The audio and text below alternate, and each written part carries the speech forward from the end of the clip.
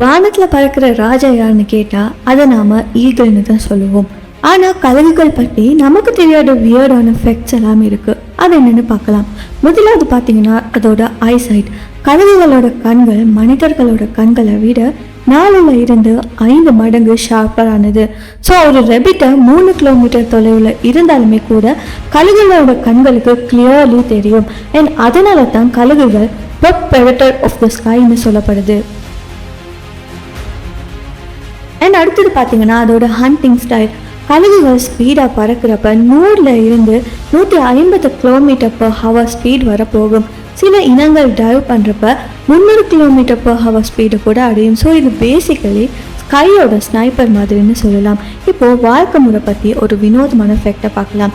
கழுகுகள் அவங்களோட நெஸ்ட்டை மிக உயர்ந்த பாறை மீது இல்லைனா மிக உயரமான மரம் மீது தான் கட்டுவாங்க. ஸோ சைஸ் கூட ஒரு சின்ன காருக்கு சமமாக இருக்கும். ஸோ சில நெட்ஸ் 2 tons வரை எடையாக இருக்குன்னு சொல்கிறாங்க. இன்னொரு ஷாக்கிங்கான லைஃப் ஸ்டைல் ஃபேக்ட் என்னென்னா மோல்டிங் அண்ட் ரீபர்த் மித். பலர் நம்புகிறாங்க கழுகுகள் 40 வயசு ஆகிறப்ப அதோட கொடுப்பு அது மட்டும் இல்லாமல் நாகங்களை பிரேக் பண்ணிக்கிட்டு மீண்டும் புதியதாக உருவாகுன்னு சொல்லி. ஆக்சுவலி இது ஒரு மித் தான், இது ஒரு உண்மை இல்லை. ஆனால் கழுகுகளோட ஃபெதர்ஸ் அது மட்டும் இல்லாமல் body parts naturally shed and regrow ஆகும். ஆல்சோ கழுகுகளோட லைஃப் பார்ட்னரை சூஸ் பண்ணுறது ஒரு தடவை தான் லைஃப்பில் நடக்கும். ஸோ ஒரு தடவை அவங்க சூஸ் பண்ணிட்டாங்கன்னா அதுக்கப்புறமா லைஃப் டைம் அவங்களோட தான் ஸ்டே பண்ணுவாங்க. ஏன்னா அவங்களோட ஃபேமிலி பாண்டும் பார்த்தீங்கன்னா ரொம்பவே ஸ்ட்ராங்காக இருக்கும். அண்ட் கெஸ் வாட், கழுகுகள் சின்ன சின்ன அனிமல்ஸை மட்டும் இல்லை மிகப்பெரிய ப்ரேயை கூட அட்டாக் பண்ணும். நரி, குரங்கு, ஈவன் சின்ன மானை கூட பிடிச்சி பறந்து போயிருக்கிற இன்சிடென்ட்ஸ் எல்லாம் டாக்குமெண்ட் பண்ணப்பட்டிருக்கு.